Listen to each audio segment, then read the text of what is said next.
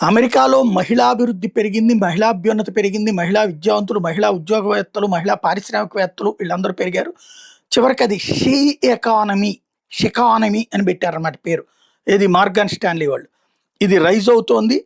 అలాగే ఇన్వెస్ట్మెంట్స్ కూడా మహిళలకు సంబంధించి పెరుగుతోంది. గ్రోయింగ్ పవర్ ఉంటుంది. ఫిమేల్ కన్జ్యూమర్ పెరుగుతున్నారు.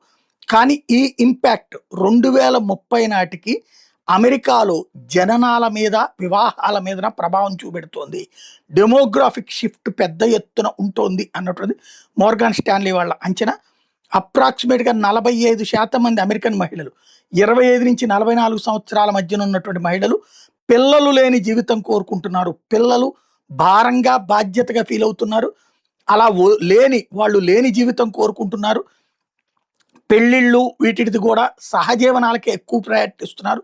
ఈ వ్యాపారంలో పెట్టుబడులు పెట్టాలనుకునేటటువంటి వాళ్ళు, వ్యాపారాలు చేసేవాళ్ళు, లేదా ఆర్థికంగా ఉన్నత స్థితికి వెళ్తున్నటువంటి వాళ్ళు సోషల్ అండ్ ఎకనామిక్ ఫ్యాక్టర్స్ని దృష్టిలో పెట్టుకుని ఈ విధమైనటువంటి నిర్ణయాలు తీసుకుంటున్నారన్నటువంటిది ఇప్పుడు వీళ్ళ అంచనా అనమాట.